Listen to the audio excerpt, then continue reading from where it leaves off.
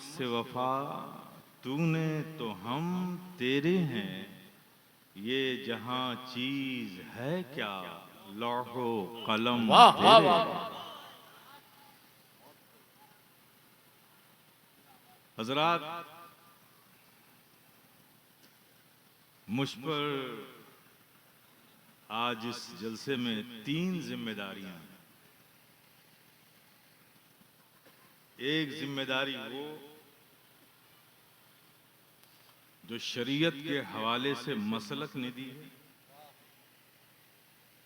और एक जिम्मेदारी वो जो खानकाह के हवाले से बुजुर्गों ने हमें दी है, वाह वाह वाह वाह। और एक जिम्मेदारी वो जो आज इस जलसे के उन्वान ने दी है। वाह वाह वाह वाह। फकीर अशरफी अल्लाह से इसकी तकमील की तौफीक मांगता है कि मौला करीम मुझे इन जिम्मेदारियों की पूरी करने की तौफीक अता फरमाए। हज़रत शेख सादी फरमाते हैं, ला युमकिनु सनाओ कमा काना हक़्क़हू, बादस खुदा बुजुर्ग तुई किस्सा मुख्तसर। पूरा अकीदा आ गया इसमें।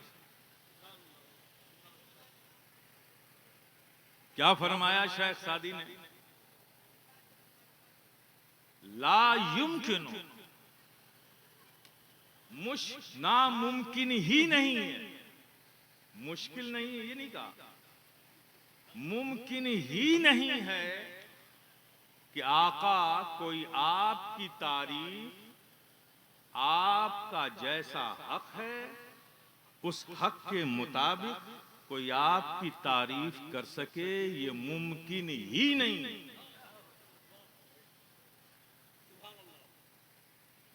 मुश्किल और मुमकिन में फर्क होता है।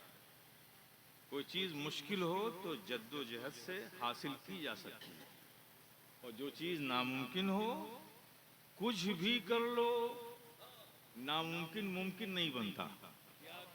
तो फरमाते हैं मुमकिन ही नहीं है। और तो शेख सादी की ये बोली अकीदत की बोली नहीं है, ये हकीकत की बोली है। मुमकिन ही नहीं है कि आका कोई आपकी तारीफ आपके हक के मुताबिक, जैसा आपका हक है वैसे कोई तारीफ कर सके, ये मुमकिन ही नहीं है। हम तो बस इतना जानते हैं कि जमीन और आसमान में रब के बाद अगर कोई बुजुर्ग बरतर जात है तो आका आपकी जात है।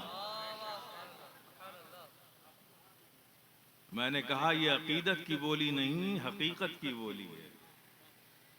थोड़ा इसकी भी वजाहत कर दूं, पूरा अकीदा इसी में ले लूंगा मैं।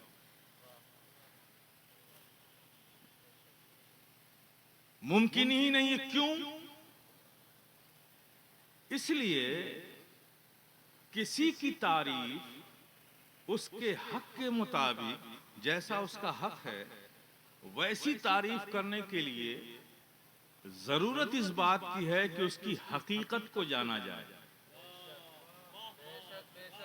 जब तक हकीकत की मार्फत नहीं होगी, उसकी तारीफ उसके हक के मुताबिक नहीं हो सकती। फॉर एग्जाम्पल, आपके लिए मुझे नहीं पता कि आप डॉक्टर हैं, कि आप प्रोफेसर हैं, कि आप लेक्चरर हैं, कि आप किसान हैं, कि आप ताजिर हैं, आप केमिस्ट हैं, कि आप सर्जन हैं, आप मेडिसिन के डॉक्टर हैं, क्या हैं, मुझे ये नहीं पता। तो जाहिर है कि अब जो मैं आपकी तारीफ करूंगा तो एक कॉमन तारीफ, आप बहुत अच्छे हैं, you are looking very smart, your behaviour is good, your character is good, आपका अखलाक बड़ा अच्छा है, आपका किरदार बहुत अच्छा है, आप बहुत अच्छे लगते हैं, आप बहुत अच्छे इंसान हैं, ये कॉमन। लेकिन अगर मुझे मालूम हो कि आप सर्जन हैं, तब तारीफ का अंदाज बदल जाएगा। आप बहुत अच्छे सर्जन हैं, आपकी सर्जरी बहुत अच्छी है, आप जिसकी सर्जरी करते हैं 99.9% वो सर्जरी सक्सेस होती है। मेजर सर्जरी भी करते हैं आप, बड़े बड़ी सर्जरी की है आपने, बहुत से लोगों को शिफा आपके हाथ से अल्लाह पाक ने अता फरमाई है। आप एक टॉप के सर्जन हैं, बेस्ट सर्जन हैं। आप एक ऐसे सर्जन हैं जिस पे आप यकीन किया जा सकता है कि आप अपने प्रोफेशन में ईमानदार हैं, दयानतदार हैं। आप एक अच्छे डॉक्टर हैं, इसलिए डॉक्टर हैं कि आप प्रोफेशनल डॉक्टर हैं लेकिन कॉमर्शियल डॉक्टर नहीं हैं। ये सारी बातें हम तब कहेंगे जब आपकी हकीकत हमें मालूम हो। तो किसी की तारीफ उसके हक के मुताबिक करने के लिए उसकी हकीकत का जानना जरूरी है। अब आका की तारीफ आका के हक के मुताबिक करने के लिए आका की हकीकत की मार्फत जरूरी। कौन कर सकेगा आका की हकीकत की मार्फत? किसने किया है आका की हकीकत की मार्फत? कौन कर सकेगा आका की हकीकत की मार्फत? ख्याल हुआ था इस रूए जमीन पर किसी ने किया हो या ना किया हो, लेकिन वो एक जो बचपन में साथ रहा, जो जवानी में साथ रहा, जो सफर में साथ रहा, जो गारे सौर में साथ रहा, जो हिजरत में साथ रहा, जो आखिरी आरामगाह में भी साथ रहेगा। कोई जाने ना जाने, लेकिन वो एक तो जानता होगा। इससे दुनिया अफजलुल बशर बादल अंबिया बित्तहकीक सैयदना अबू बकर सिद्दीक कहती है, कोई जाने ना जाने, शायद ये जरूर जानते होंगे, ये जरूर जानते होंगे आका की हकीकत। लेकिन मेरे प्यारे, जब उन सैयदना सिद्दीक अकबर, कौन है ये सिद्दीक अकबर? अल्लाह अकबर। वाह वाह वाह। हज़रत उमर रज़ी अल्लाह ताला अन्हु इरशाद फरमाते हैं कि मैं पूरी जिंदगी इस कोशिश में लगा रहा कि आका कोई एक बात अपनी ज़बान पाक से फरमाएं और उस पर अबू बकर से पहले मैं अमल करूं। वाह वाह वाह। लेकिन कभी हजरत सैयदना सिद्दीक अकबर ने मुझे इसका मौका नहीं दिया। वो फरमाते हैं कि एक शब में बाद नमाज इशा हजरत उमर फरमाते हैं, नबी ने फरमाया, आप भी सुनिए, नबी ने फरमाया कि सुनो, जो मस्जिदों में झाड़ू लगाए और झाड़ू लगाने के बाद जो खाक के जर्रे जमा होते हैं, अल्लाह पाक उन हर एक जर्रे के बदले उसके अमाल में नेकियां लिख देता है। वाह वाह वाह वाह वाह। अमाल में नेकियां लिख देता है। सब अपने अपने घर रुखसत हो गए। हज़रत उमर फरमाते हैं कि मैंने अहद किया कि आज सरकार के इस कौल पर अमल आज सबसे पहले मैं करूंगा। सुभान अल्लाह। लोग तहज्जुद के लिए फिर मस्जिद हाजिर आते थे, सब घरों को चले गए। सैयदना उमर फारूक उस दिन तहज्जुद के वक्त से बहुत पहले आए। आज मैं अमल करूंगा। चिराग मस्जिद नबी में मामूल कर दिया गया था। मस्जिद में अंधेरा था। उस अंधेरे में सैयदना उमर फारूक अंदर जाते हैं, दरवाजा खोलते हैं, अंदर जैसे दाखिल होते हैं किसी से टकराते हैं। कहा कौन? सामने से आवाज आई, आप कौन? वाह वाह वाह। एक दूसरे की आवाज को सुन के पहचान गए। हज़रत उमर फारूक ने कहा, अरे आप कब आ गए? आप कब आ गए? तो सैयदना सिद्दीक अकबर फरमाते हैं, अरे मैं घर गया ही कब था कि वापस आ। नारे तकबीर, नारे रिसालत, जानशीन मखदूम अशरफ, लिवाउल हम कॉन्फ्रेंस। वाह वाह वाह वाह वाह वाह वाह। मैं घर गया ही कब था कि वापस आता। वो सिद्दीक अकबर। नबी जब बाद इशा वाज़ो नसीहत फरमा के अपने असहाब को अपने घर तशरीफ ले जाते थे, तो नबी के साथ कोई और नहीं, सिद्दीक अकबर साथ साथ जाते थे। और जब नबी रहमत सल्लल्लाहु ताला अलैहि वसल्लम अपने घर के अंदर दाखिल हो जाते थे, तो सैयदना सिद्दीक अकबर घर नहीं जाते थे। वहीं नबी के घर की चौखट पे अपने सर को रखकर सो जाते थे। पूरी शब कभी इस तरफ रुखसार को रखकर सोते थे, कभी इस रुखसार को रखकर चौखट पर सोते थे। यूं ही पूरी रात नबी की चौखट पर सर रखकर गुजार देते थे। जब फिर कुछ आहट होती थी उठकर बैठ जाते थे, दरवाजा खुलता था, नबी को सामने देखते थे, फिर नबी के साथ साथ मस्जिद नबी आ जाते थे। किसी ने पूछा आलम ख्याल में सैयदना सिद्दीक अकबर के इश्क को आवाज दी। वाह वाह वाह। ऐ सैयदना सिद्दीक अकबर, सारे लोग घर जाते थे, नबी के घर के अंदर दाखिल होने के बाद भी आप घर नहीं जाते थे, दरे नबी पर आप लेट ही जाते थे, वहीं रात गुजारते थे, और फिर जब नबी बाहर आते थे साथ साथ मस्जिद नबी बाहर आते थे। ये मामला क्या है? करे नादान सुन, ये इश्क की बात है, इश्क की। अबू बकर के इश्क को ये गवारा ही नहीं कि नबी जब घर के अंदर दाखिल हो तो नबी को आखिरी देखने वाला मेरे अलावा कोई और हो, और जब नबी घर से बाहर आए तो पहले देखने वाला मेरे अलावा कोई।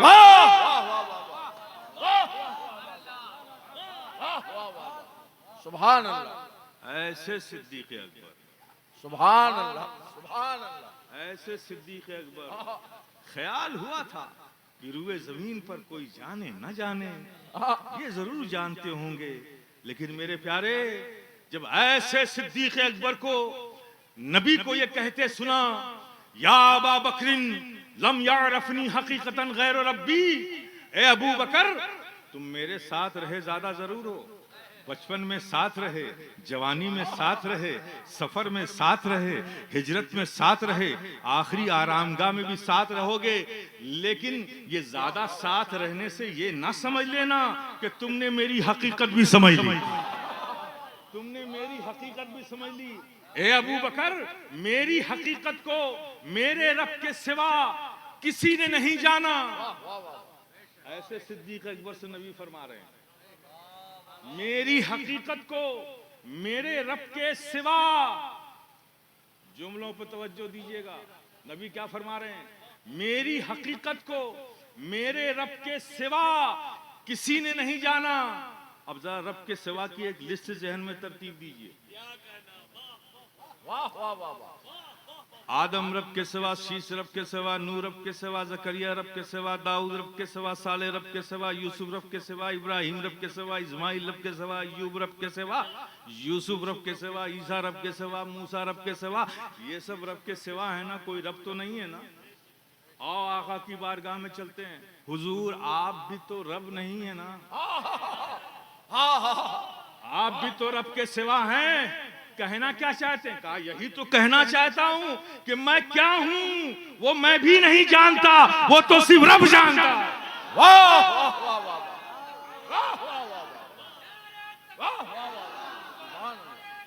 जिंदाबाद।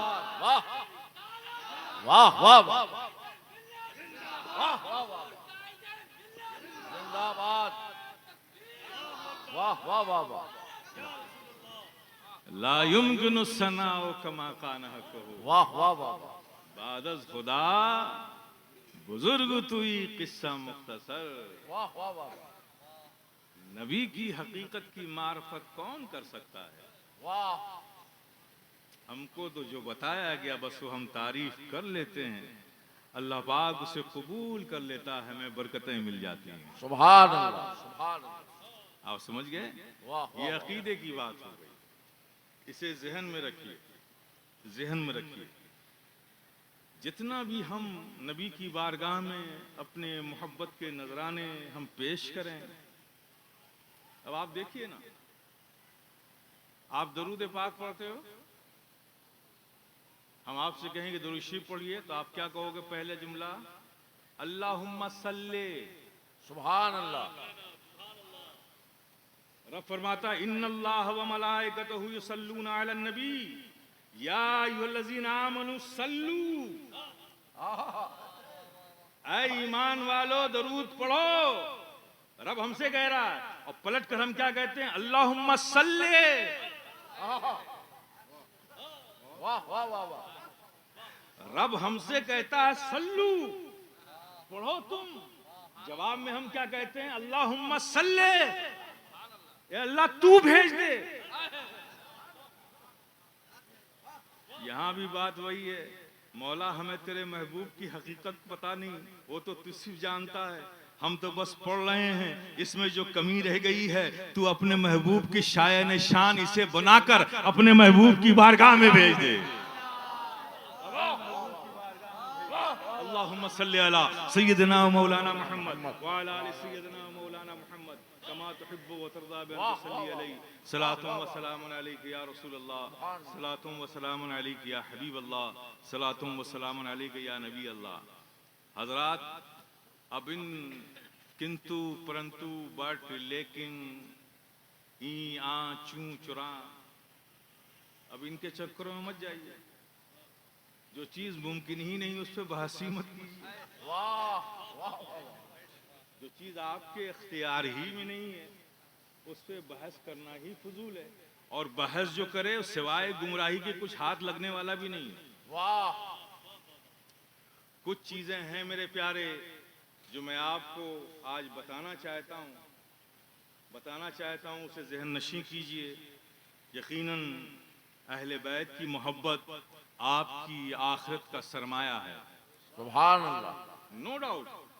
लेकिन मेरे प्यारे याद रखिए, मोहब्बत वही कबूल होती है जिस मोहब्बत के अंदाज और उसके इजहार में किसी की बुराई ना हो, तखफीफ ना हो, तनकीस ना हो।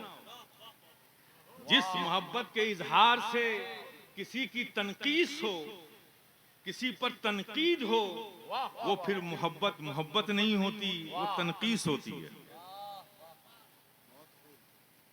आप जानो कि अहले सुन्नत वल जमात का तरीका क्या रहा है और क्या होना चाहिए। सुभान अल्लाह, सुभान अल्लाह। आज हमारे नौजवान बच्चे महफिलों में जाते हैं और कुछ लोग स्टेज से भी नारा लगाते हैं, या हुसैन या हुसैन या हुसैन या हुसैन, यही नारा लगता है।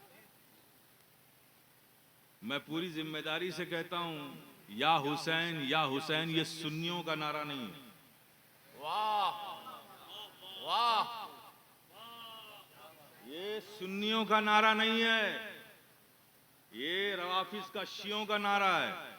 वाह वाह वाह वाह। तो आप पूछोगे सुन्नियों का क्या नारा है? सुन्नियों का नारा है या हसन या हुसैन। वाह वाह। सुन्नियों का नारा क्या है? या हसन या हुसैन।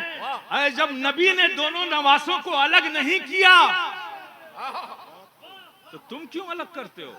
वाह वाह वाह। जहां जहां हुसैन का जिक्र है वहीं वहीं हसन का जिक्र है।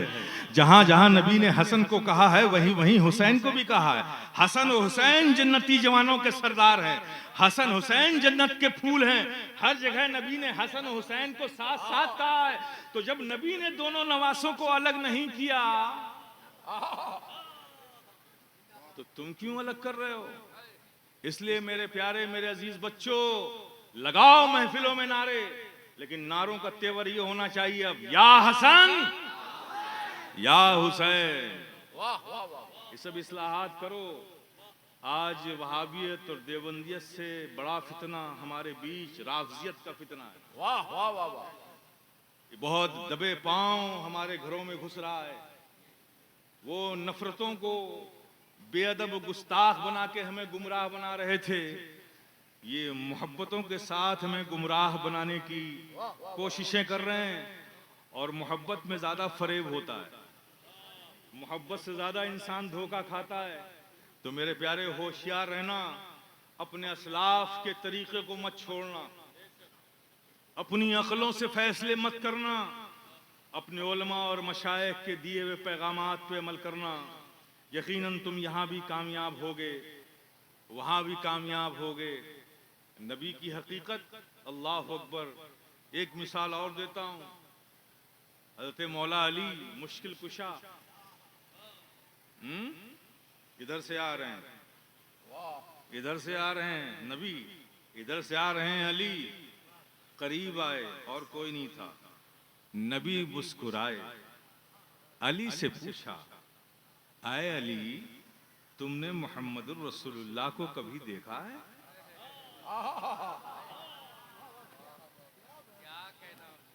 किस अली से पूछ रहे हैं? उस अली से जो खाने काबा में पैदा हुआ, आंख नहीं खोली,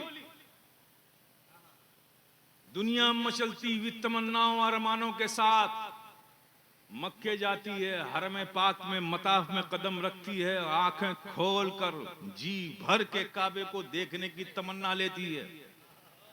लेकिन अली काबे में पैदा होकर काबे को नहीं देख रहे।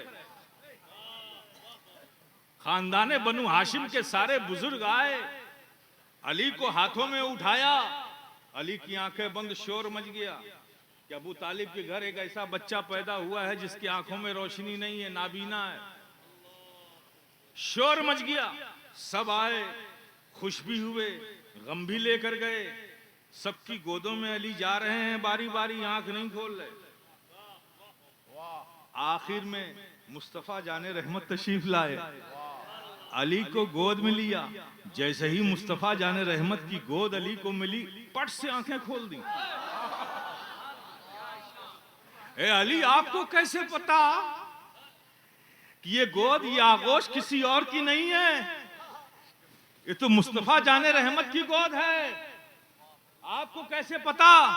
कहा मुझे पता है, मैंने यही तो सोच रखा था कि ऐ काबा, तुझे खुली आंखों से बाद में देखूंगा, पहले जाने काबा को तो देख लूं।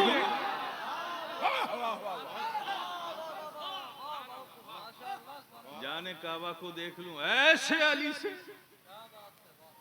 ऐसे अली से नबी पूछ रहे हैं, तुमने मोहम्मद रसूलुल्लाह को कभी देखा है? कौन देख सकता है? इसके हुस्न को 70,000 पर्दे में रब ने छुपा दिया। हुस्न को छुपाया, हकीकत की तो बात ही नहीं। अगर वो हुस्न बेनकाब हो जाए, जो हुस्न पर्दों में छिपा हुआ था। लोग कहते हैं कि कभी हमने जी भर के नबी के रूए ज़ेबा को अपनी आंखों से देखने की हिम्मत ही पैदा ना हो सकी। हम कभी नहीं देख सके। कभी उचकती हुई नजरें गई और फिर नीचे निगाह झुक जाती थी, क्योंकि हमारी आंखों में ये ताब नहीं थी कि नबी के रूए ज़ेबा की जो चमक है उसे हमारी आंखें देख सके। ये 70,000 पर्दे के पीछे हुए छुपे हुए हुस्न का ये आलम है। शायर तो बड़ा तजस्सुस वाला होता है ना, उसकी फितरत में तजस्सुस है। हज़रत हस्सान इब्न साबित फरमाते हैं कि हम कभी भी जी भर के नबी के रूए ज़ेबा को अपनी खुली आंखों से नहीं देख पाते थे, लेकिन हसरत थी कि एक बार तो देखूं, एक बार तो देखूं। तो सोचते सोचते ख्याल आया कि डायरेक्ट तो नबी के रूए ज़ेबा को नहीं देख सकता, तो ऐसा करूं कि मैं अपने हाथ को अपनी आंखों के सामने रखूं और 2 उंगलियों के बीच में फासला पैदा करूं और 2 उंगलियों के बीच से नबी के रूए ज़ेबा को देखूं। हस्सान इब्न साबित ने अपने हाथों को अपने आंखों के सामने रखा और थोड़ा सा उंगलियों के बीच फासला करके नबी के रूए ज़ेबा को देखा। ताब नहीं ला सके, ताब नहीं ला सके। तो मेरे प्यारे, उस नबी की हकीकत की मार्फत कौन कर सकता है? वो अली। हिजरत की रात, वो रात याद करो मेरे प्यारे, कि नबी एक घर में हैं और उस दिन उस घर में अली हैं, नबी हैं और कोई नहीं है। दुश्मनों ने ये तय कर लिया कि इस्लाम को रोकना है तो पैगंबर इस्लाम को कत्ल करना होगा। माज़अल्लाह, सद माज़अल्लाह, ये नापाक साजिश उन्होंने की और इसका मंसूबा बनाया। इसके लिए अफराद मुतय्यन किए गए, उन्हें बहुत ज्यादा इनामात की लालच दी गई। कुरैश के नौजवान जंगजू लोग तैयार किए गए।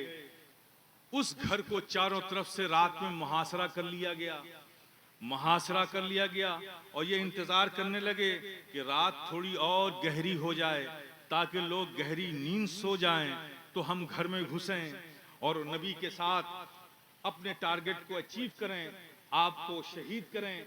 ये उनका मंसूबा था। वो इंतजार करते करते खुद सो गए। आप समझ गए ना? बसीरत तो पहले ही से नहीं थी, बसारत यूं ही चली गई। बसारत भी चली गई। फिर जब उन्हें होश आया, आसमान में सफेदी पैदा हुई, होश आया तो घर के अंदर गए तो देखा क्या कि हाँ, अभी लेटे हुए हैं बिस्तर पर। खुश हुए। अभी वार करना ही चाहते थे, किसी ने मशवरा दिया, अरे भाई चादर हटा के तो देख लो, चादर हटा के तो देख लो। चादर हटाया तो नबी नहीं थे, अली थे बिस्तर पे लेटे हुए। नबी नहीं थे, अली थे बिस्तर पे लेटे हुए। मशहूर वाकया है ना, आप लोगों ने भी सुना होगा, आपने भी सुना होगा। तो अली से पूछा था किसी ने, अली से पूछा था किसी ने, ए अली, वो जो हिजरत की रात में आप नबी के बिस्तर पर लेटे थे, आप क्या आपको नींद आ गई थी? नींद आ गई थी? तो मौला अली फरमाते हैं, खुदा की कसम जिसके कब्जे कुदरत में अली की जान है, अली उस रात जितनी गहरी नींद सोया, अली को पूरी जिंदगी उतनी गहरी नींद नहीं आई। वाह वाह वाह, उतनी गहरी नींद नहीं आई। कहा क्या अली आपको पता नहीं था कितना पुरखतर बिस्तर है वो? अरे नबी के धोखे में आप भी शहीद हो सकते थे, क्या आपको इस खतरे का एहसास नहीं था? फिर भी आपको नींद आ गई। कहां मुझे नींद आ गई, चूंकि नबी ने फरमाया था कि अली मैं जा रहा हूं लेकिन तुम मेरे साथ नहीं आ रहे, ये लोगों के जो रखे हुए मेरे पास अमानतें हैं, उन अमानतों को सुबह होगी लोगों तक बांट कर फिर तुम अली आना, फिर आना, फिर आना। तो सुबह होने की जिंदगी के साथ नबी ने जमानत ले ली हो, तो जिस नबी की अली की जिंदगी की जमानत नबी ने ले ली हो, उस अली को मौत कैसे आ सकती है? वाह वाह वाह वाह वाह वाह वाह वाह वाह, जिंदाबाद जिंदाबाद। ऐसे अली से कह रहे, वाह वाह वाह, तुमने मोहम्मद रसूलुल्लाह को कभी देखा है? वाह वाह वाह। ओ अली, फतेह मक्का को याद करो, जब फतेह मक्का हुआ, सब मक्के में दाखिल हुए फातिहाना शान के साथ, काबे के अंदर नबी गए, साथ में अली गए। सुभान अल्लाह। नबी अपने आसाए मुबारक को आगे बढ़ाते थे, उन बातिल खुदाओं की गर्दनों में डालते थे और झटका देते थे, वो खुदा अपने सर के बल जमीन पर गिर जाते थे और अली उसे उठाकर बाहर फेंकते थे और बाहर सारे सहाबा खड़े होकर टुकड़े टुकड़े कर डालते थे।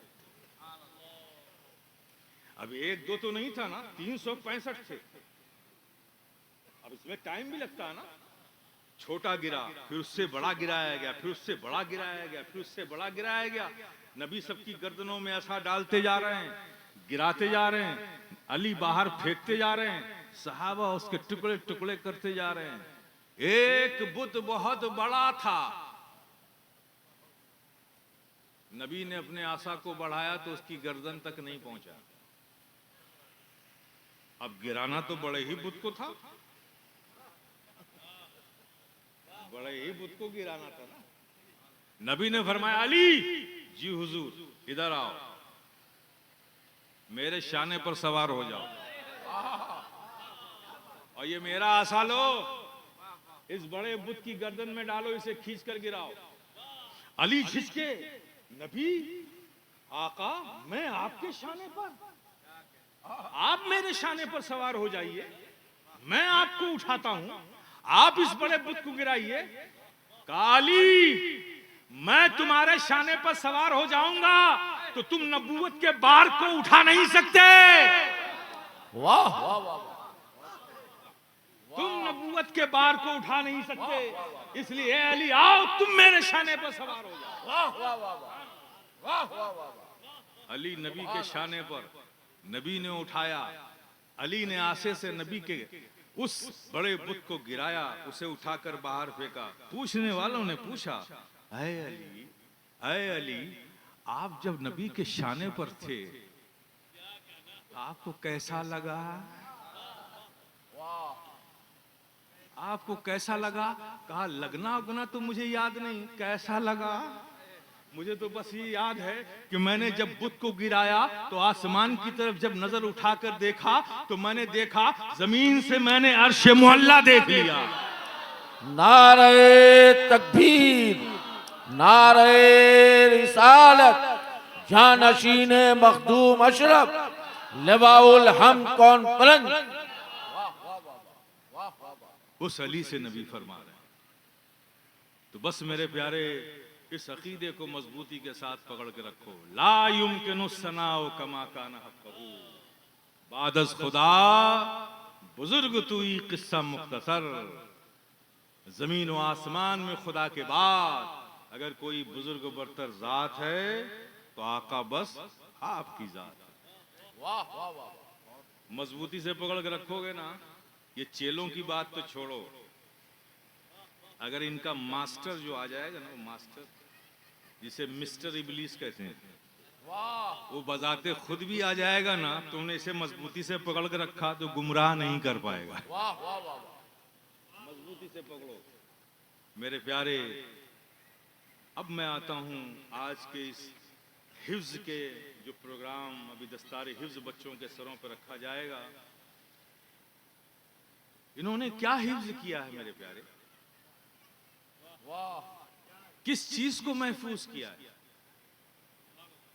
कुरान को, अल्लाह के कलाम को। कैसे हैं बच्चे, ये कितने कमजोर और नातवा नजर आते हैं। और ये कुरान अगर पहाड़ों पर नाजिल हो जाए तो पहाड़ जलकर राख हो जाए। अल्लाह। इतने बड़े बड़े पहाड़ जलकर राख हो जाएं, ये कमजोर बच्चों ने अपने सीनों में कुरान को महफूज कर लिया। सुभान अल्लाह। इसलिए कि रब का वादा है कि मैं इस कुरान को इसके पढ़ने वाले के लिए आसान कर देता हूं। कुरान को पढ़ लेना ये अलग चीज है, कुरान से मोहब्बत करके कुरान को पढ़ना ये अलग चीज है। जो मोहब्बत से कुरान को पढ़ता है, पढ़ता रहता है, तो एक दिन फिर कुरान उससे मोहब्बत करने लगता है। वो सोता भी होता है तो उसके लब आयात के लिए हिलते रहते हैं, कुरान का कलाम जारी रहता है। मेरे प्यारे, उस कुरान को इन्होंने अपने सीनों में महफूज किया। आज दुनिया इस बात पर एतराज कर रही है, कॉन्स्पिरेसी हो रही है, इंटरनल कॉन्स्पिरेसी।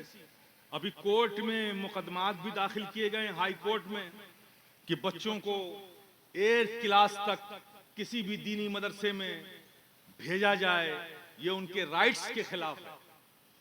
उनको 8th तक पहले स्कूल में पढ़ाया जाए 16 साल की उम्र तक, फिर उसके बाद उनका इख्तियार है कि वो जो चाहें पढ़ना। ये कॉन्स्पिरेसी है मेरे प्यारे, कॉन्स्पिरेसी है। वो कहना ये चाहते हैं कि हमारे बच्चे कुरान ना पढ़ें, हमारे बच्चे दीन ना सीखें, हमारे बच्चे दीन से ना जुड़ें। क्योंकि दीन क्या सिखाता है, दीन क्या देता है? अरे जालिमों, तुमने दीन को समझा ही क्या है? वाह वाह वाह। दीन को जाना ही क्या है? दीन को तुमने समझा ही क्या है? कुरान को तुमने जाना ही क्या है? आका के फरमान को तुमने समझा ही क्या है? तुम उसकी हकीकत को क्या पहुंच सकोगे?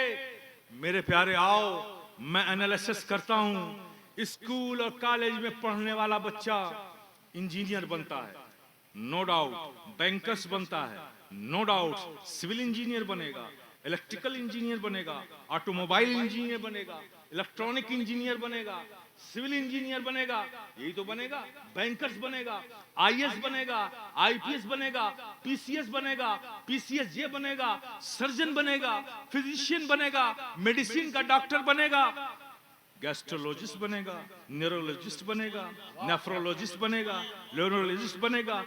आप ये सब बना लोगे मेरे प्यारे, लेकिन क्या अच्छा इंसान भी बन जाएगा? वाह वाह वाह वाह वाह वाह वाह वाह। स्कूल और कॉलेज में पढ़ाई जाने वाली सारी किताबों को उठाकर देख लो। वो किताब चाहे मैथमेटिक्स हो, वो किताब चाहे अलजेब्रा हो, चाहे वो किताब ज्योमेट्री हो, वो किताब फिजिक्स हो, वो किताब केमिस्ट्री हो, वो किताब बायोलॉजी हो, वो किताब बॉटनी हो, वो किताब हिस्ट्री हो, वो किताब ज्योग्राफिया हो, वो किताब पॉलिटिकल साइंस हो, इकोनॉमिकल साइंस हो, कोई भी किताब उठाकर देख लो, क्या उस किसी एक किताब में भी कोई एक चैप्टर एक इंसान को अच्छा इंसान बनाने की तालीम देता है? वाह वाह वाह वाह वाह वाह वाह। आज मेरे प्यारे, ये एक हकीकत है कि आज के इस दौर के इंसान को सिर्फ एक साइंटिस्ट नहीं चाहिए, बल्कि एक अच्छा इंसान भी चाहिए। वाह वाह, आज के इस दौर को एक अच्छा डॉक्टर ही नहीं, बल्कि एक अच्छा इंसान भी चाहिए। आज के इस इंसानियत को एक अच्छा सिविल इंजीनियर ही नहीं, बल्कि उसके साथ साथ एक अच्छा इंसान भी चाहिए। आज के इंसान को एक अच्छा लीडर नहीं, राजनेता नहीं, बल्कि एक उसके साथ साथ एक अच्छा इंसान भी चाहिए। अगर एक डॉक्टर के साथ अच्छा इंसान भी होता मेरे प्यारे, तो एक वो शख्स जो एक्सीडेंट में शदीद जख्मी हो गया, लोग उसको स्ट्रेचर पर उठाकर हॉस्पिटल ले गए, वो स्ट्रेचर पर तड़प रहा है, डॉक्टर से कहा गया कि ये एक्सीडेंट का मरीज आया हुआ है। डॉक्टर बजाय उसको देखने के ये कहता है कि पहले जाओ फॉर्म भरो, काउंटर पे जाके पैसे जमा करो, फिर रिसिप्ट लेकर आओ, फिर मैं इसे हाथ लगाऊंगा। मेरे प्यारे, अगर वो डॉक्टर के साथ अच्छा इंसान होता तो वो ये ना कहता, पहले मरीज को बचाने की कोशिश करता, उसको दवा देने की कोशिश करता। तो डॉक्टर तो हैं, अच्छे इंसानों की कमी हो गई है। आज पेंटागन में दुनिया का अच्छे से अच्छा दिमाग मौजूद है। आज साइंस की लेबोरेटरी में रिसर्च करने वाले दुनिया के बेहतरीन दिमाग मौजूद हैं, बनाए जा रहे हैं। पेंटागन में क्या बनाया जा रहा है? पेंटागन में मिसाइलें बनाई जा रही हैं, स्कॉट मिसाइल बनाई जा रही है, पेट्रियट मिसाइल बनाई जा रही है, एटम बम बनाए जा रहे हैं, हाइड्रोजन बम बनाए जा रहे हैं। ये बम है, कितने लोगों को हलाक करेगा? ये 100 किलोमीटर एरिया में पूरी इंसानियत को हलाक करेगा? नहीं, हमें और पावरफुल बम चाहिए। ये बम कितने लोगों के रेडियस में लोगों को हलाकत पहुंचाएगा? कहा ये 1000 किलोमीटर के एरिया में। नहीं, थोड़ा सा और स्ट्रॉन्ग चाहिए। कहा ये कितने किलोमीटर में? कहा ये 2000 किलोमीटर के रेंज में, रेडियस में पूरी इंसानियत को तबाह कर देगा। ये पेंटागन में बैठकर आज के साइंटिस्ट ऐसे हलाकत के सामान पैदा कर रहे हैं, इसलिए कि ये सिर्फ साइंटिस्ट हैं। साइंटिस्ट के साथ साथ अगर अच्छे इंसान होते तो लोगों को मारने के असलहे न बनाते, बल्कि ऐसी कोशिश करते कि कोई एक ऐसा बम बनाया जाए जिसके छोड़ देने से दुनिया, इंसानियत के सारे कैंसर का मरीज उसकी आबो हवा से ठीक हो जाए, उसके गैस से ठीक हो जाए, उसकी बू से ठीक हो जाए। वाह वाह वाह वाह, नारे तकबीर, नारे रिसालत, हुजूर साहिबे सज्जादा, मजहबे इस्लाम, पैगामे इस्लाम। आज दुनिया को सिर्फ एक सिविल इंजीनियर की जरूरत नहीं है, बल्कि एक अच्छे इंसान की भी जरूरत है। अगर वो सिविल इंजीनियर अच्छा इंसान भी होता तो फिर ऐसे ब्रिज ना बनाता जो चंद दिनों के बाद भरी हुई बस उस पर जा रही है, वो ब्रिज टूट गया और हजारों इंसानों की मौत हो गई। वो अच्छा इंसान होता तो ऐसे ब्रिज न बनाता जो हफ्तों और महीनों में टूट कर गिर जाए। फिर वो ऐसे ब्रिज बनाता जिस पर जाने आने से कभी किसी इंसान को कोई ज़र्ब नहीं आती। तो मेरे प्यारे, इंसान को, पूरी दुनिया इंसानियत को आज एक अच्छे इंसान की भी जरूरत है, इंजीनियर की भी जरूरत है, नो डाउट, लेकिन साथ साथ अच्छा इंसान भी हो। डॉक्टर की जरूरत है, लेकिन साथ साथ अच्छा इंसान हो। लीडरशिप की जरूरत है, लेकिन अगर एक लीडर अच्छा लीडर होता तो इंसानों की लाशों पर अपने कुर्सी के पाए रखकर मुल्क में हुकूमत करने की सोच अपने दिमाग में न बनाता, बल्कि इंसानियत की फलाह और सलाह के रास्ते को इख्तियार करके सिसकती हुई इंसानियत को मसीहाई का पानी पिलाकर, इंसान को सेहत और जिंदगी देकर अपनी लीडरशिप को जिंदा रखता। आज एक ऐसा लीडरशिप होता अगर वो अच्छा इंसान भी होता। लेकिन लीडर्स तो हैं, लेकिन साथ साथ अच्छे इंसान नहीं हैं। इसलिए हर तरफ जुल्म और तशद्दुद है, असबियत है, खून रेजी है। एक इंसान के लहू को बहाकर खुशी महसूस करता है, एक इंसान का कत्लेआम करके अपने मुस्तकबिल को रोशन देख रहा है, एक इंसान सारे शहर को चिता की आग बनाकर अपने मुस्तकबिल के सुकून इत्मीनान का सामान इकट्ठा कर रहा है। ये आज की लीडरशिप है। इसलिए ऐसी लीडरशिप है कि वो लीडर तो है लेकिन अच्छा इंसान नहीं है। तो मेरे प्यारे, जब डॉक्टर के साथ साथ अच्छे इंसान की भी जरूरत है, इंजीनियर के साथ साथ अच्छे इंसान की भी जरूरत है, एक अच्छे राजनेता के साथ साथ एक अच्छे इंसान की भी जरूरत है, एक फिजिशियन के साथ साथ एक अच्छे इंसान की भी जरूरत है। तो मेरे प्यारे, ये अच्छे इंसान का दर्स, ये अच्छे इंसान को अच्छा इंसान बनाने का लेक्चर, ये अच्छे इंसान को इंसान बनाने का पाठ, ये अच्छे इंसान को इंसान बनाने की तालीम कहां है? फिजिक्स के किस चैप्टर में है, बायोलॉजी के किस चैप्टर में है, बॉटनी के किस चैप्टर में है, हिस्ट्री के किस चैप्टर में है, ज्योग्राफिया के किस चैप्टर में है, इतिहास के किस चैप्टर में है, सोशल साइंस के किस चैप्टर में है, पॉलिटिकल साइंस के किस चैप्टर में है? मेरे प्यारे, दुनिया के किसी भी कॉलेज, यूनिवर्सिटी और स्कूल के और दुनियावी किसी भी तालीम के किसी भी किताब के किसी भी सब्जेक्ट के किसी भी किताब में एक इंसान को अच्छा इंसान बनाने की तालीम तुम्हें नहीं मिलेगी। इस रूए जमीन पर इंसान को अच्छा इंसान बनाने का दर्स अगर तुम्हें मिलेगा तो सिर्फ कुरान में मिलेगा, नबी के फरमान में मिलेगा।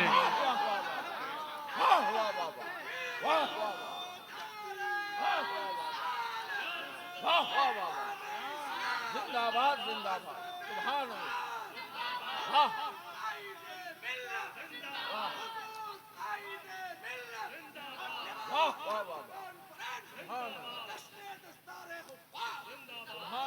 जब हमारी लीडरशिप कुरान पढ़ेगी तो कभी इंसानियत की हलाकत, इंसानियत के इंसानों की लाशों पर अपनी कुर्सी रखकर हुकूमत नहीं करेगी। कुरान उसे बोलेगा कि एक इंसान का कत्ल पूरी इंसानियत का कत्ल है। कुरान उसे कहेगा ये पूरी इंसानियत अल्लाह का कुंबा है। तुमने अगर किसी बेकसूर इंसान पर जुल्म किया तो अल्लाह तुमसे मुहासबा करेगा। ये कौन बताएगा तुम्हें? कुरान बताएगा तुम्हें। एक लीडर अच्छा इंसान बन सकता है, एक अच्छा डॉक्टर कुरान अगर उससे पढ़ा है तो अच्छा डॉक्टर बनेगा। एक सिविल इंजीनियर कुरान अगर वो जानता है। अब मेरे प्यारे, मैं आपसे कहता हूँ, कुरान को याद कर लेना ये एक अलग चीज है, कुरान को पढ़ना और कुरान को जानना ये अलग चीज है। कुरान को पढ़ना, कुरान को जानना। कुरान किसके लिए उतरा है? कुरान इसलिए उतरा है कि उसे जुज़दान में लपेटकर घर के किसी बुलंद मकाम पर किसी कोने में रख दिया जाए, जब कभी याद आए तो उसे चूमा जाए, फिर ऊपर रख दिया जाए। कुरान तो हम सबके लिए आया है ना। तो जब हमारे लिए आया है कुरान, अल्लाह खिताब हमसे फरमा रहा है, तो जब हम उसे पढ़ेंगे नहीं तो जानेंगे कैसे कि रब हमारा हमसे क्या चाहता है? वो जो कुरान तुम्हारे घरों में रखा हुआ है, जुज़दान में लपेट के तुमने रखा है मेरे प्यारे, वो खामोश जबान से तुम्हें रोज सदा दे रहा है, तुम्हें रोज पुकार रहा है, तुम्हें रोज आवाज दे रहा है। वो तुमसे कहता है, तुम उसकी आवाज नहीं सुनते। वो तुमसे कहता है कि मुझको पढ़ ले, मैं तेरी रूह तेरी जान में हूं। मुझको पढ़ ले, मैं तेरी रूह तेरी जान में हूं। फायदा क्या है कि रखे हुए जुज़दान में हूं। मेरे प्यारे, कुरान को पढ़िए, आप पढ़िए, कुरान को समझिए आप कि हमारा रब हमसे क्या मुतालबा करता है, हमारा रब हमसे कौन सी जिंदगी चाहता है, हमारा रब हमारी किस जिंदगी से राजी है। या अय्युहल्लज़ीना आमनू आमिनू, रब फरमाता है ऐ ईमान वालो, ईमान वाले हो जाओ। किससे कह रहा है? ये ईमान वालों से कह रहा है। क्या कह रहा है? ईमान वाले हो जाओ, ईमान वाले हो जाओ। मौला, हम ईमान वालों से तू कह रहा है कि ईमान वाले हो जाओ, मतलब क्या इसका? ऐ ईमान वालो, ये जो ईमान तुम्हें मिला है ना, ईमान जो मिला है ना, इसमें तुमने कोई कोशिश नहीं की है, तुमने कोई मशक्कत नहीं की है, तुमने कोई मुजाहिदा नहीं किया है, कोई रियाजत नहीं की है। ये तो मेरा फजल है कि मैंने तुम्हें एक मुसलमान के घर में पैदा कर दिया, तुम मुसलमान हो गए, और तुम अपनी मर्जी से कहीं नहीं पैदा हुए हो। मेरी रजा थी तुम्हें मुसलमान के घर में पैदा करने की, मैंने पैदा कर दिया। किसी और गोद में होते तो वो हो जाते, एक मुसलमान के गोद में पैदा किया इसलिए तुम मुसलमान हुए। ये मेरा फजल है, ये ईमान वाले जो तुम बने हो ये मेरा फजल है। इस फजल की कदर करो, इस फजल की कदर करो और ईमान वाले हो जाओ। यानी ईमान की जो रिक्वायरमेंट है, ईमान के जो तकाजे हैं, ईमान की जो डिमांड है, तुमसे उसे पूरा करके ईमान वाले हो जाओ।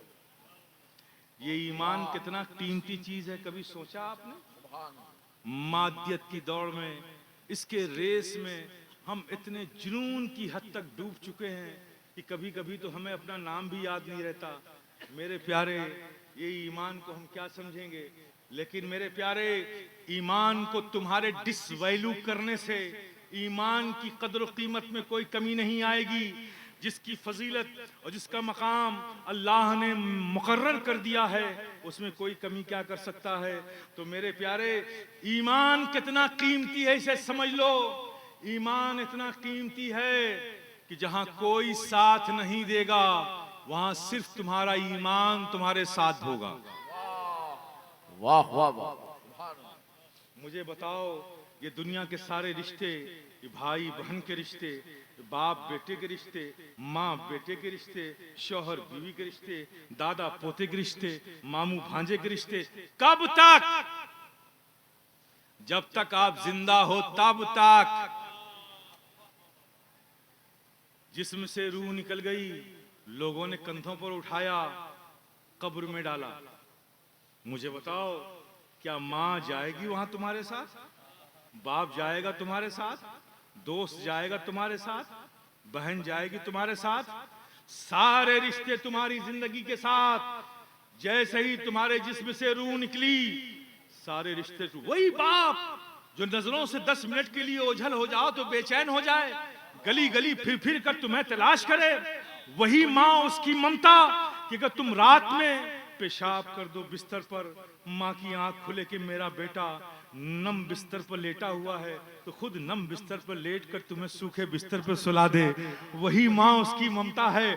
लेकिन आज क्या मामला है कि तुम्हें लोग उठाकर अंधेरी कब्र में डालने जा रहे हैं। माँ की ममता खामोश खड़ी है, बाप का शफकत खामोश खड़ा है, भाई का प्यार तमाशाई बना देख रहा है, बहन की मोहब्बत देख रही है, कोई रोकने वाला नहीं है। तो पता चला कि ये सब रिश्ते और उसके पास उसकी मोहब्बतें, उसके तकाजे सिर्फ तुम्हारी जिंदगी तक हैं, तुम्हारे साथ कुछ जाने वाला नहीं है।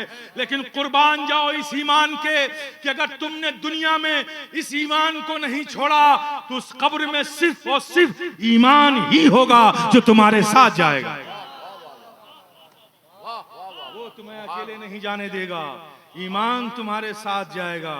और इंतहा की बात मैं कहूँ आपसे, ईमान कितना कीमती है मेरे प्यारे, जो रब के फल से मिला है, इतना कीमती है। ये खुद एक मौजू है, इस पर गुफ्तगू की जाए तो पूरी शब चाहिए। मुख्तसर करता हूँ, इंतहा की बात करता हूँ। ईमान इतना कीमती है, इतना कीमती है कि अगर अल्लाह ने किसी को उसके अमल की खराबी की बुनियाद पर, शामत आमाल की बुनियाद पर, अल्लाह ने अगर सजा के तौर पर किसी को जहन्नम में डाल दिया, खात्मा ईमान पर हुआ लेकिन अमल खराब थे, तो सजा के तौर पर जहन्नम में डाल दे। तो अगर अल्लाह ने किसी को उसके शामत आमाल की बुनियाद पर अल्लाह ने अगर किसी को जहन्नम में डाल दिया और उसने ईमान को दुनिया में नहीं छोड़ा था, तो ईमान जहन्नम में भी उसके साथ जाएगा। ईमान वहां भी उसके साथ जाएगा, वहां भी नहीं छोड़ेगा। अब ईमान से पूछो, अरे ईमान, तू तो जन्नत का फूल है, तू जहन्नम में कैसे आ गया? तो ईमान बोलेगा, अरे जब इसने दुनिया में मुझे नहीं छोड़ा तो आज इसके बुरे वक्त में मैं इसे कैसे छोड़ दूं? अगर मैंने छोड़ दिया तो फिर इसे जन्नत कौन लेकर जाएगा? वाह, मैं ही तो हूं जो बिल आखिर इसे जन्नत में लेकर जाऊंगी। तो मेरा कितना कीमती है ये ईमान जो रब के फल से मिला है। प्यारे, इसकी कदर करो, कदर करो। बी प्रैक्टिकल, प्रैक्टिकल मुसलमान बनो। अब इसमी और रस्मी किस्म के मुसलमान बनने से काम नहीं चलेगा। हकीकी मुसलमान बनना होगा मेरे प्यारे। सबसे पहले अपने अंदर बेदारी लानी पड़ेगी। दुनिया का तरीका और कायदा तो ये है मेरे प्यारे कि जब किसी पर हमला होता है तो पूरी आबादी, पूरा मोहल्ला एक साथ जमा हो जाता है। यही तो तरीका है, यही तो हो रहा है ना, यही तो होता है ना। या सब अलग अलग हो जाते हैं, अलग अलग हो जाते हैं। लेकिन शायद मेरे प्यारे तुम्हें अभी भी ये एहसास नहीं है कि दुश्मन हमारे खिलाफ क्या कॉन्स्पिरेसी कर रहा है, क्या साजिशें कर रहा है, हमारे बच्चों के मुस्तकबिल को अंधेरों में डालने के लिए क्या क्या प्लानिंग की जा रही है। एक मुसलमान को सिर्फ इस दर्जे का मुसलमान बनाने की कोशिश की जा रही है कि मुसलमान इस जमीन पर तो रहे लेकिन बस ऐसे ही रहे कि बाप अबुल कलाम, बेटा अब्दुल सलाम, यही है इस्लाम। इस अंदाज का मुसलमान बनाने की कोशिश की जा रही है। रोज कोशिशें हो रही हैं, नई नई पॉलिसीज लाई जा रही है, नए नए कानून बनाए जा रहे हैं, नई नई कॉन्स्पिरेसी हो रही है, हम पर हमले हो रहे हैं रोज। लेकिन मेरे प्यारे कितने हम बेहिस हो चुके हैं कि हम उन हमलों को और उन हमलों से होने वाले नतीजों को महसूस नहीं कर रहे हैं मेरे प्यारे। अभी भी हम बिखरे हुए हैं। इतने हमले हो चुके, इतने हमले हो रहे हैं और हमले होंगे। क्या अब भी हम सबको मुत्तहिद होने का वक्त नहीं आया है? मेरे प्यारे अगर तुम मुत्तहिद ना हुए तो याद रखो तुम्हारी दास्तानें भी न होंगी दास्तानों में। कौमें मिटी हैं इसी बुनियाद पर। बगदाद इस्लाम का गहवारा था, इल्मी गहवारा था। बगदाद तबाह किया गया और आज तक तबाह हो रहा है। जानते हो वो उरूज का जमाना, बगदाद का इल्म का गहवारा तबाह किया। इंसान के सरों के मीनारे बनाए गए, इंसान के सरों के गुंबद बनाए गए। 25 लाख मुसलमानों का बगदाद के अंदर कत्ल हुआ। दरियाए दजला के एक किनारे का पानी मुसलमानों के खून से सुर्ख होकर बह रहा था और बगदाद की लाइब्रेरी में जितने मैनस्क्रिप्ट कलमी नुस्खे थे उन लाइब्रेरियों से उन किताबों को निकालकर दरियाए दजला में डाला तो उसकी रोशनाई से दूसरे किनारे का पानी सियाह होकर बहने लगा। ये तारीख है कि 25 लाख मुसलमानों का कत्ल बगदाद में हुआ। बगदाद के तो उरूज का जमाना था, बगदाद तो इल्म आगही का मरकज था। हुआ क्यों जानते हैं क्या नतीजा था? उस दौर के जब हम तारीख पढ़ते हैं तो मेरे प्यारे मुसलमानों का हाल आज के हम जैसे मुसलमानों के हाल से कुछ मुख्तलिफ नहीं था। मस्जिदों में नमाजें हो रही हैं, जमात खड़ी है और मस्जिद के बाहर चाय खाने पर मुसलमान बैठे हुए इस बात पे बहस कर रहे हैं कि अल्लाह कादिर मुतलक है, तो क्या इस बात की भी कुदरत रखता है कि सुई की नोक से, सुई के छेद से ऊंट को निकाल दे? इस तरह के फजूलियात की बहसें बगदाद में हो रही थीं और नतीजा क्या हुआ मेरे प्यारे? किताब इलाही नाजिल हुई, बगदाद तबाह कर दिया गया। आज फिर हम उसी रविश पे जा रहे हैं। हमारी मस्जिदों में नमाजें हो रही हैं, जमात खड़ी है, मस्जिद के बाहर गेट के पास एक स्ट्रीट लाइट है, उसके खंबे के नीचे हमारा नौजवान खड़ा होकर फेसबुक देख रहा है। मेरे प्यारे बदलो अपनी रविश को। तुमने अगर बदला है यही वजह है कि आज जालिम हुक्मरानों को तुम्हारे सरों पे मुतल्लत कर दिया गया है। अगर तुम रिहाई चाहते हो तो फिर से तुम्हें अपने आप को बदलना होगा, बदलना होगा। अपने सीनों को निफाक से साफ करना होगा, अपने दिलों को बुग़्ज़ व इनाद से निकालना होगा। अरे मामलात कहाँ नहीं होते, जहां भी चंद लोग होते हैं इख्तिलाफात होते हैं। इख्तिलाफात मामलात से हो तो सही है, लेकिन इख्तिलाफ अगर जात से हो तो ये सिर्फ नुकसान ही नुकसान है। जात से इख्तिलाफ करने की आदत बदलो। मामलात में इख्तिलाफ हो सकते हैं, होंगे, ये फितरत है इंसान की। मामलात में इख्तिलाफ होते हैं, लेकिन मामलात के इख्तिलाफ को जात का इख्तिलाफ मत बनाया करो। ये अपने अंदर एक इस्लाह पैदा करो। मामलात में इख्तिलाफ है, मामलात सही हो गए फिर भूल जाओ दुश्मनी को। लेकिन होता यही है कि हमारे इख्तिलाफात मामलात से शुरू होते हैं, सीधे सीधे जात पर आ जाते हैं और जात से इख्तिलाफ एक ऐसी चीज है जो इंसान को सिर्फ गुमराही देती है, इंसान को गुमराहियत के दलदल में डाल देती है, इंसान को तबाह हलाक कर देती है। ये जात से इख्तिलाफ तुम में बुग़्ज़ पैदा करेगी, इनात पैदा करेगी, जलन पैदा करेगी, तुम्हें तबाह करेगी, तुम्हें गुस्ताख बनाएगी, तुम्हें बेअदब बनाएगी, हर वो चीज बनाएगी जो तुम्हारे रब को पसंद नहीं है, तुम्हें उस राह पर डालेगी जिससे रब खुश नहीं होता है। इसलिए मेरे प्यारे, जात से इख्तिलाफ नहीं किया जाता। हमारी जात हमारे लिए, तुम्हारी जात तुम्हारे लिए। जात का मुहासबा करने का हक किसी को नहीं है, वो मुहासबे हकीकी है। हमारी जात का मुहासबा भी वो करेगा, तुम्हारी जात का मुहासबा भी वो करेगा। अगर हमने कुछ अच्छा किया है तो हमें उसका अच्छा अजर मिलेगा, अगर बुरा किया है तो मुहासबा वो करेगा। हम कौन होते हैं, आप कौन होते हैं किसी का मुहासबा करने वाले? इख्तिलाफ तो प्रोग्राम के टकराव से है, इख्तिलाफ फिक्र और नजरियात से होना चाहिए, जात से नहीं होना चाहिए।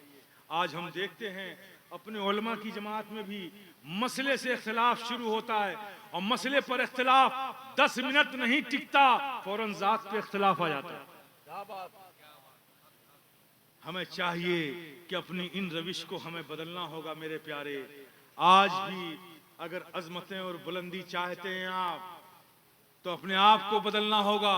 ये सिर्फ सुन सुनकर सुन्नी मुसलमान बनने से काम नहीं चलने वाला। सुन सुनकर सुन्नी मुसलमान बनने से काम नहीं चलने वाला। अगर मुसलमान बावकार बनकर इस जमीन पर रहना चाहते हो तो तुम्हें मुसलमान होना होगा। या लजीन आमनू आमिनू, ऐ ईमान वालो तुम्हें ईमान वाला होना होगा।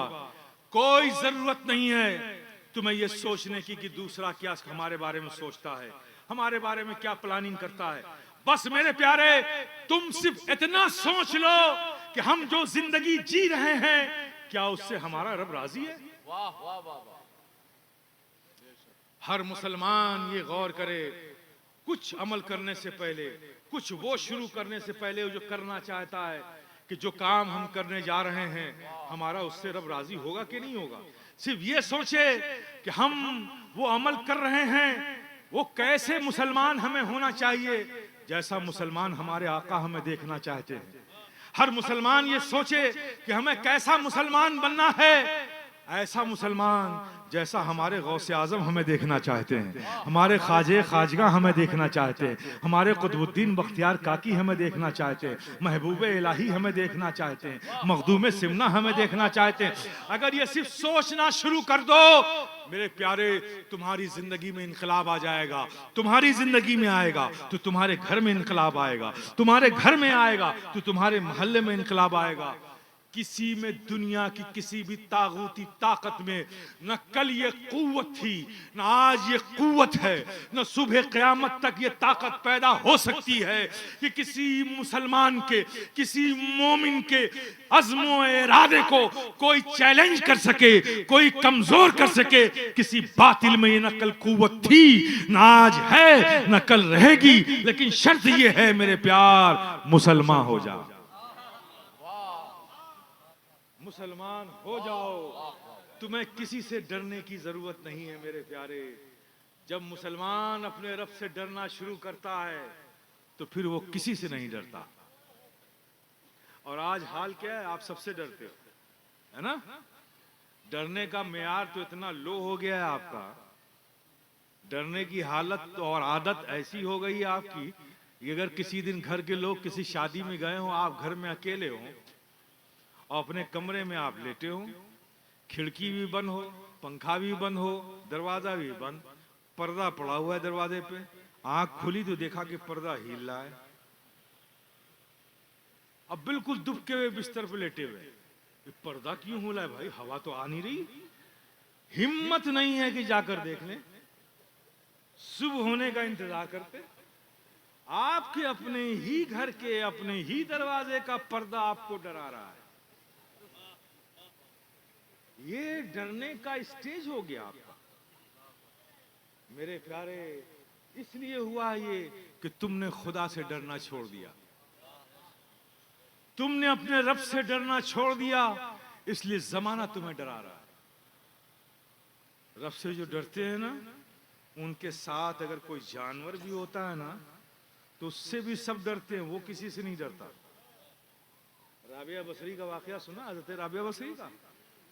खुदा से डरने वाली, अल्लाह की मकबूल बंदी वलिया हैं? एक बकरी पाल रखा था, भूख लगती थी तो दूध दूह लेती थी, एक टूटा हुआ प्याला था, चंद घोंट दूध उसमें निकाला, पिया, फिर मुसल्ले पे बैठ गए। प्यास लगी, चंद कतरे पानी पिए, फिर मुसल्ले पे बैठ गई। उनका यही जिंदगी का मामूल था। रब के जिक्र में, फिक्र में, यादों में, तस्बीह में, तहलील में हर वक्त डूबी रहती थी और बकरी को छोड़ देती थी। बकरी जाती थी बाहर चरागाह में, चर के आती थी, लौट आती थी। एक दिन आपकी बकरी, वहां एक नदी थी, वहां पानी पी रही थी, वहीं एक शेर भी पानी पीने आ गया। अब बकरी सबसे कमजोर दिल होती है मेरे प्यारे, होती है ना। शेर को देख ले तो सदमे से वैसे ही लड़खड़ा के गिर जाए, है ना। आप समझ गए? बकरी ने देखा शेर को, शेर ने देखा बकरी को, दोनों ने एक दूसरे को देखा, दोनों पानी पीने लगे। न बकरी डर रही है, न शेर दस्तदराजी कर रहा है, वो भी खामोशी से पानी पी रहा, कनखियों से देख रहा है। बकरी मस्त मैलस्त होकर पानी पी रही। शेर से पूछा, अरे ये तो बड़ी सॉफ्ट डाइट है तेरी, एक ही झपट्टे में तेरा काम हो जाएगा, इसमें तो एहतजाज प्रोटेस्ट करने की भी ताकत नहीं है, तू इतना शरीफ कैसे हो गया कि तेरे सामने इतनी लजीज तर ग़िज़ा मौजूद है और तू बड़ी शराफत के साथ पानी पी रहा है, कोई दस्तदराजी भी नहीं कर रहा है। आखिर ये बदलाव तुझ में आया कैसे? कह रहे क्या करूं, तू बकरी को देख रहा है, तू ये नहीं देख रहा है कि किसकी बकरी है।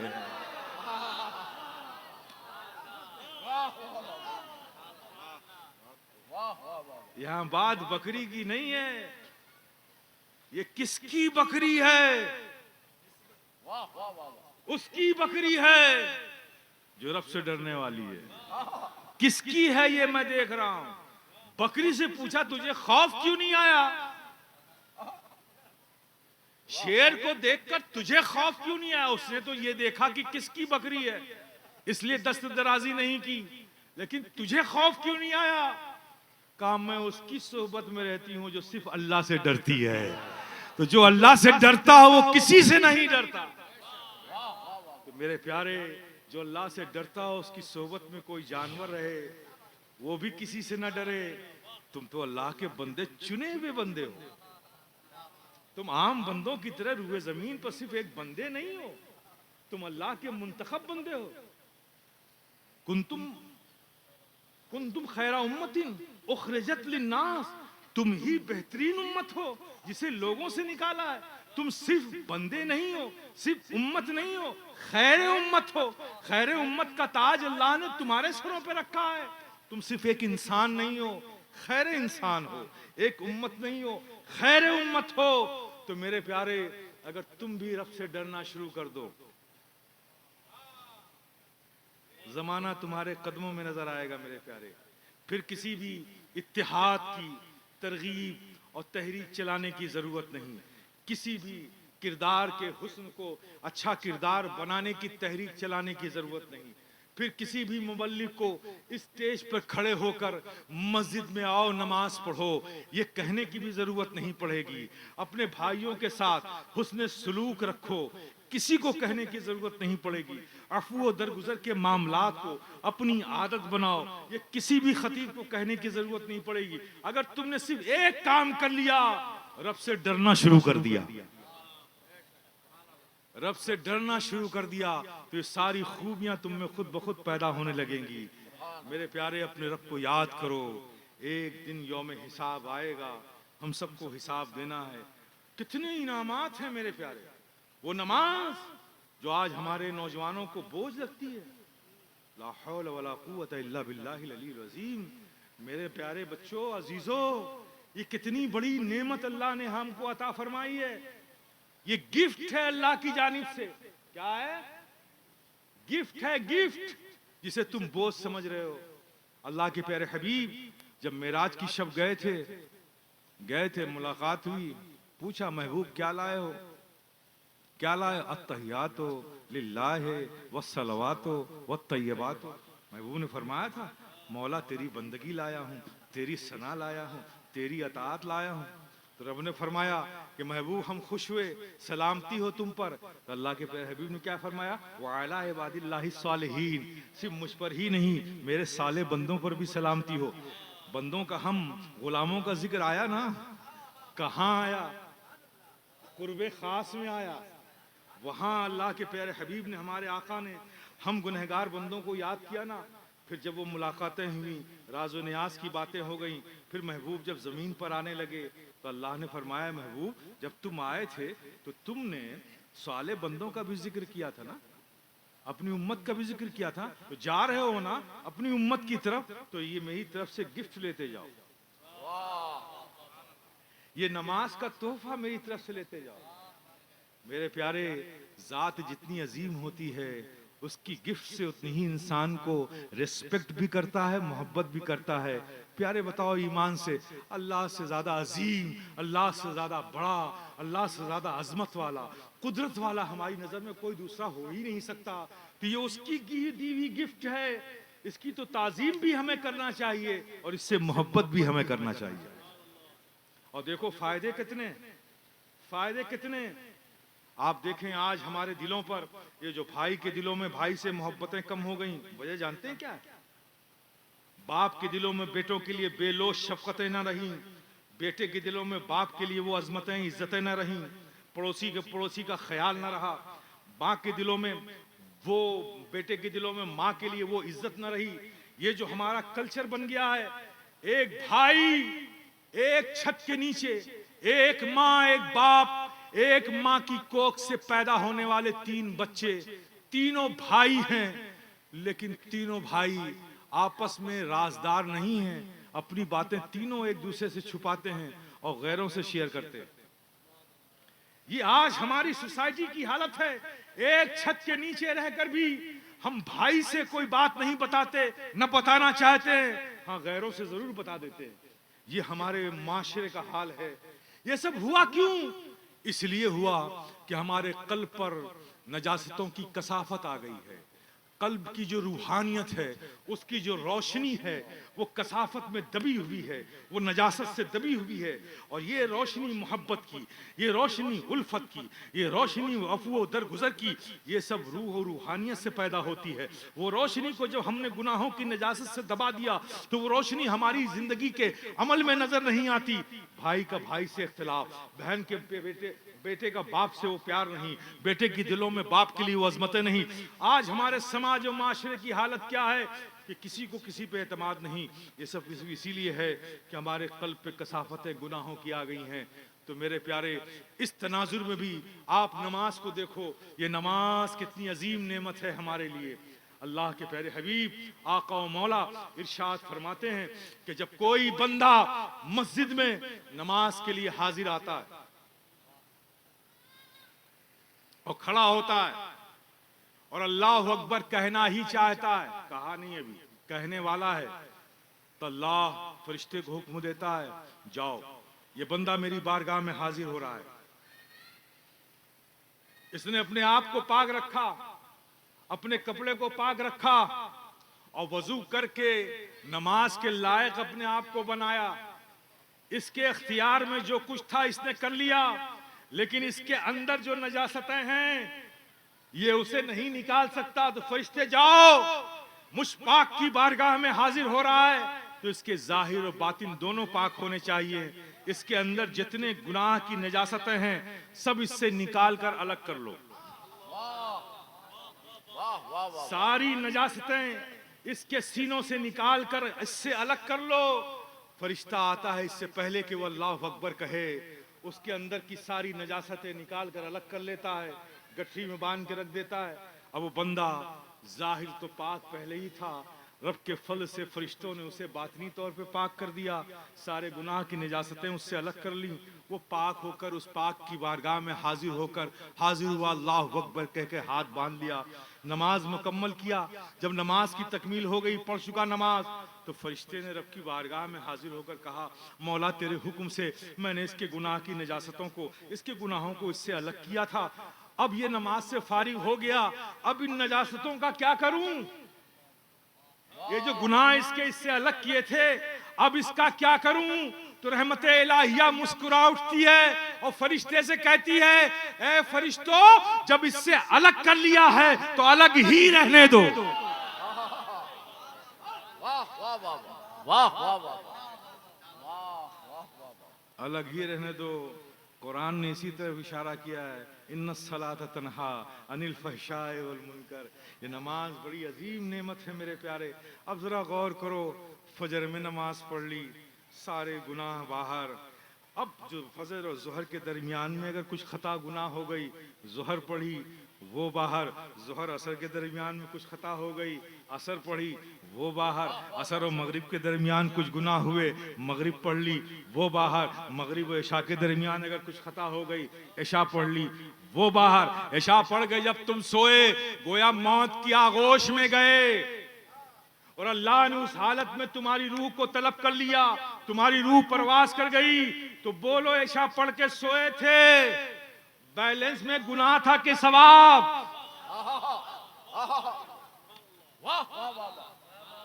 सवाब ही सवाब था ना। कितनी अजीम नेमत है मेरे प्यारे।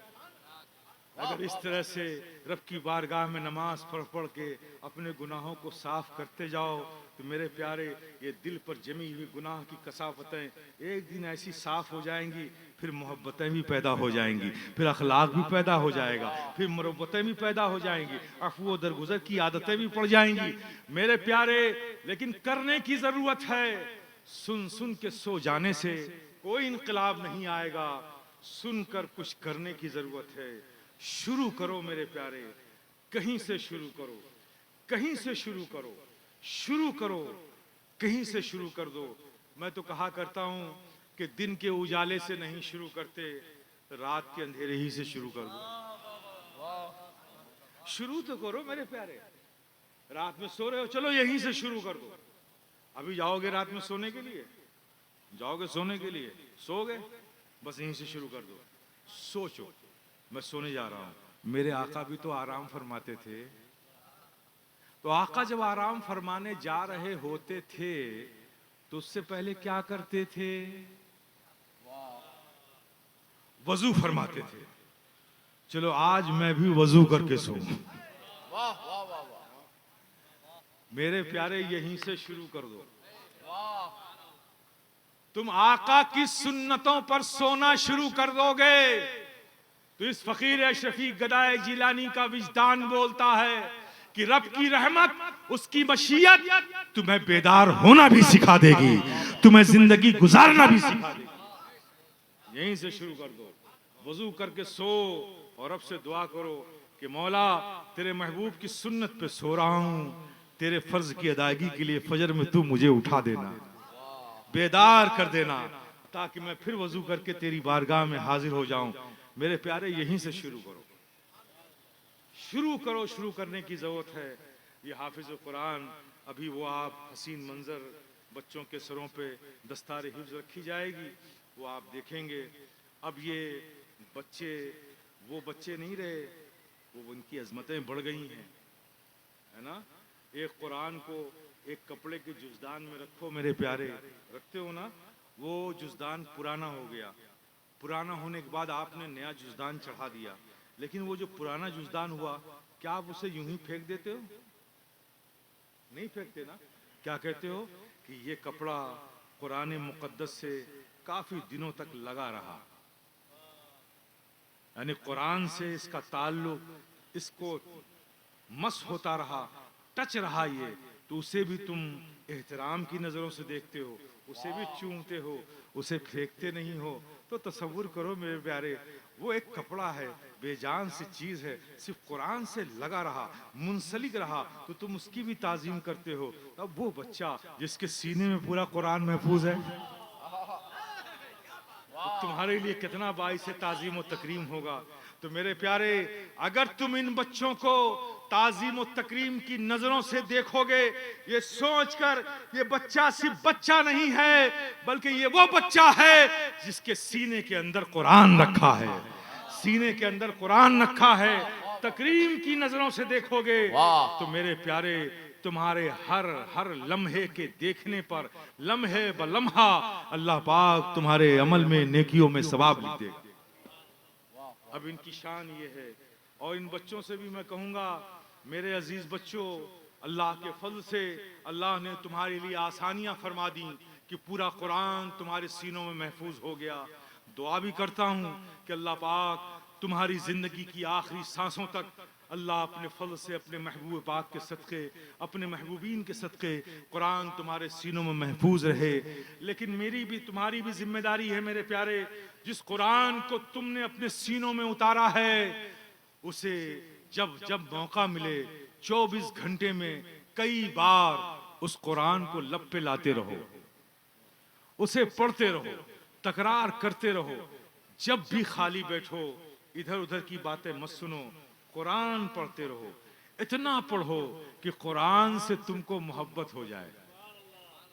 और मेरे बच्चों, जिस दिन तुमने कुरान से मोहब्बत कर ली, देखना एक दिन कुरान तुमसे मोहब्बत करने लगेगा। और जब तुमसे कुरान मोहब्बत करेगा तो सोते भी रहोगे तो तुम्हारी जबान से कुरान की तिलावत जारी रहेगी। ये कुरान का एजाज है कि जो उससे मोहब्बत करता है फिर कुरान उसे तन्हा नहीं छोड़ता, कभी भी उसे बेहोशी तारी नहीं होने देता, कभी गफलत का शिकार बनने नहीं देता। मेरे बच्चों, अल्लाह के फजल से तुम्हारे सीनों में कुरान महफूज हो गया है। इसे लबों पर जारी रखो, जब भी वक्त मिले इसे पढ़ते रहो। ऐसा ना हो कि जब तरावी सुनाने का वक्त आए तो 1 महीना बैठ के यूं झूम झूम कर कुरान पढ़ते रहो। नहीं मेरे प्यारे, रोज पढ़ो, सुबह पढ़ो, शाम पढ़ो। खुरफातों से बचाओ, पढ़ते रहोगे तो दुनिया की खुरफातों से। ये फेसबुक, व्हाट्सएप, ये तुम्हारी जिंदगी नहीं है। तुम्हारे पास वो चीज आ गई है जो बेजानों में जिंदगी पैदा कर देती है। वो चीज आ गई है जो मायूस जिंदगियों में बहारें ले आती है। वो चीज आ गई है जिसकी एक आयत पढ़कर अगर किसी बीमार पर दम कर दिया जाए तो उसे शिफा मिल जाता है। वो पूरा कुरान तुम्हारे सीनों में है। मेरे प्यारे, अपनी जिंदगी को उससे सजाओ, उसकी रोशनी से अपनी जिंदगी को रोशन करो, अपनी सुबह शाम को उस कुरान की तिलावत से मुनव्वर करो। फिर देखो तुम्हारी जिंदगी कितनी बारौनक हो जाती है। अल्लाह पाक हम सबको सुनने और उस पर अमल करने की तौफीक अता फरमाए। आज भी हो जो बराहीम सा ईमा पैदा आ कर सकती है अंदाज़े गुलिस्तां पैदा।